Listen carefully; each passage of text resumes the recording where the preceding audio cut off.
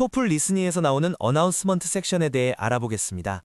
알림 섹션은 유용하고 실제 생활 정보를 빠르게 이해할 수 있는지를 테스트하는 것입니다. 단지 어떤 사실을 기억하는지 물어보는 게 아닙니다. 즉, 알림의 목적, 변경사항, 그리고 행동 지침 등에 집중할 필요가 있습니다. 5가지 필수 핵심 전략을 살펴보겠습니다. 첫째, 즉각적으로 알림의 주요 목적을 파악하세요. 이 부분은 아주 중요합니다. 왜냐하면 주로 첫 번째 질문은 화자의 목적을 묻는 경우가 많고 뒤따르는 다른 문제들은 모두 그것을 이해했는지와 관련된 질문이기 때문입니다. 그래서 알림 내용을 들을 때 첫 번째 문장에 집중하시고 왜 화자는 이 알림을 발표하는지에 대해 생각하세요.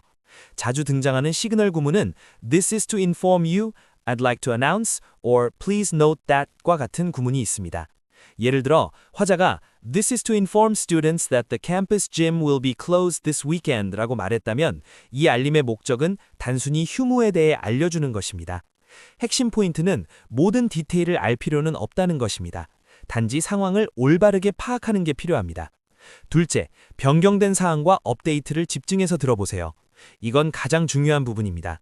왜냐하면 토플에서 변경된 정보는 가장 자주 나오는 질문이기 때문입니다.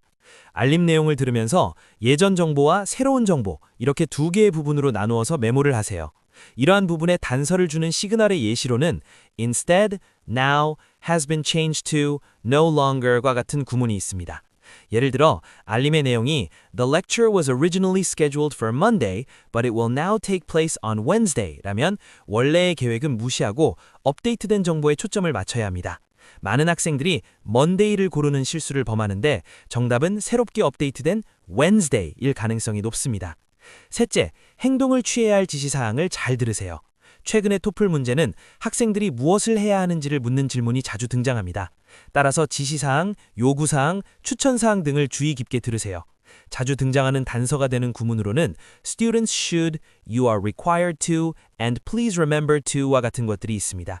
예를 들어 화자가 Students must sign up online before attending 라고 언급했다면 취해야 할 행동은 온라인으로 등록하는 것입니다.